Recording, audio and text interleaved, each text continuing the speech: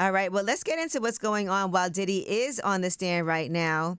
And the Jane Doe is being cross-examined by the defense. This is one of his ex-girlfriends, correct? Yes. Yes. And I don't know if I would consider this one of his girlfriends, though. Oh, because we knew all his girlfriends. Somebody he was dealing or messing with for a long time or had a situationship.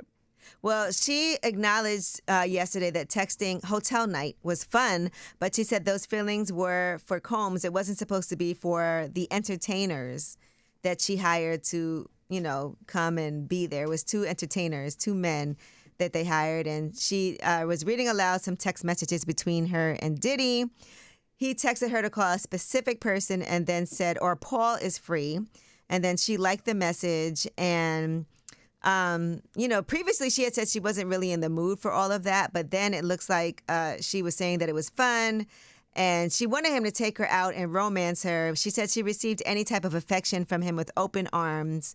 She said, my circumstances were my options in this relationship. If I see him, there is a request for a hotel night. So I'm just adapting to my circumstances. I'm adapting to my environment. So she's saying the reason that she organized these things was because she was under pressure by him. And she said that she was hurt after being made to have sex with 3 guys, but she also texted him that she loved her birthday. Yeah, I think weeks into this trial, so much is coming out.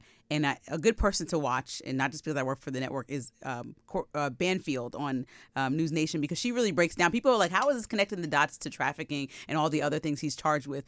Because so far, they're just trying to show a pattern of coercion and behavior with people that were considered employees that did things to aid some of these situations. So if you look at what might have been happening in her alleged hotel room activity or what happened with Cassie, there are people who were on the job and on the clock, including even Cassie herself, that in some ways, if that is your boss to subordinate relationship, doing these things is not only illegal, but then it goes into another category, which is what they're trying to prosecute him for. So, I'm just watching it all play out because obviously the defense is pushing back really hard on everybody, but the prosecution also, I'm assuming, has a clear laid out plan about why they're calling these people and what exactly this adds to the story besides, people are like, okay, so Diddy's freaky. What are we talking about?